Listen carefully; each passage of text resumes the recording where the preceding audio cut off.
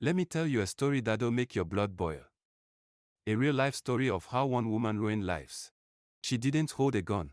She used promises, lies, and people's dreams of traveling abroad. She owned a travel agency in VGC, Lagos.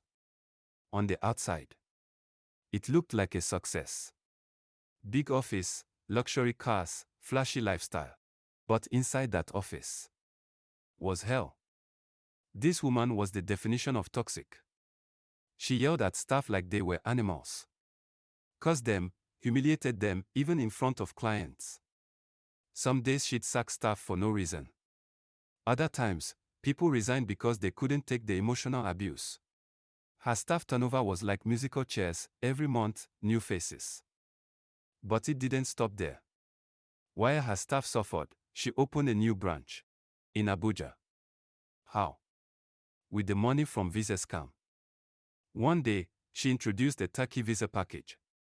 100% guaranteed, she said. She swore she had direct links with the embassy. People paid millions.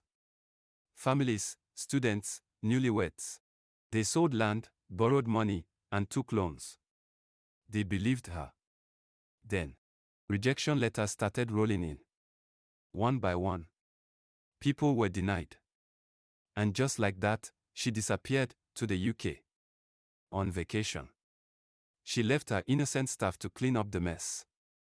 Angry clients stormed the VGC office. Some that were in Abuja went to the Abuja office. Some were screaming at staff. Some cried. Some begged for a refund. Some even fought.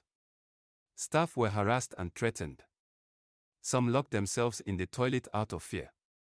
Police started sending invitations. She ignored them.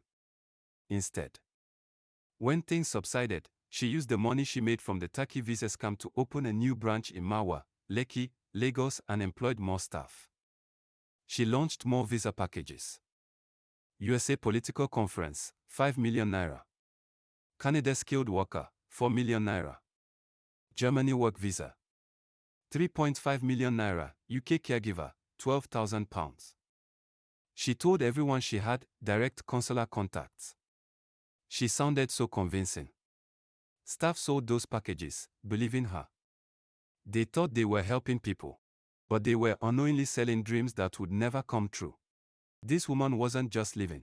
She was balling. Designer clothes. First-class tickets. She bought land at Abraham Adesanya, built a house, started a new paint production company, interior decor line. All funded by other people's sweat, pain, and desperation. She abandoned the travel company as it was almost collapsing. Clients would storm the office for updates on the visa application but no positive response. Sometimes she yelled at her staff to sort out any issue on ground. She stopped responding to her staff messages related to visa update and focused on the paint production.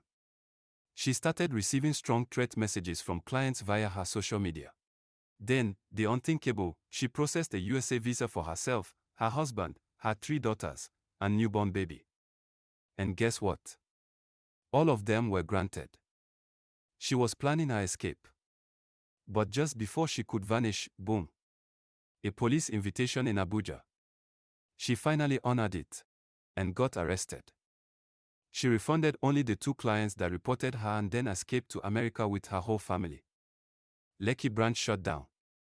Angry clients traced her paint company. They stormed it, beat up staff, packed everything inside until it was empty. This woman had 4 kids from 3 different men. She even scammed the father of her first child. Her current husband. Lazy. Jobless. She sponsored the wedding herself. After 1 year in the US, her lazy husband left her as there was no money to spend. She was broke. Couldn't feed her children. So she tried to start the travel company again. From America and also introduced accommodation services, claiming she is a realtor in America. Clients in Nigeria paid her again. Some got visas, some didn't. Those that got visas paid for accommodation arrangements. They arrived in the US, only to discover there was no arrangement. Nothing. People had to squat with relatives. Some came with their wives and children. They suffered. After settling in the U.S., they reported her to the Department of Home Affairs. A day later, the US police came knocking. She was picked up, interrogated, found guilty of fraud and was banned from the U.S. for 10 years. She was deported back to Nigeria with her 4 children. EFCC had already opened a case. As she landed, she was arrested again. And this time, she was detained until she repaid every single kobo. This woman destroyed lives. Families broke apart. People fell into depression. All because of desperation. And one greedy woman. Please, my people, don't let desperation blind you. Do your research. Ask questions. No visa is 100% guaranteed. Only the consulate decides. If you're applying for a US visa, prepare for your interview. Have your documents ready. Be truthful. God will help us. But we must be wise. Because the road to greener pasture can sometimes be paved with thorns.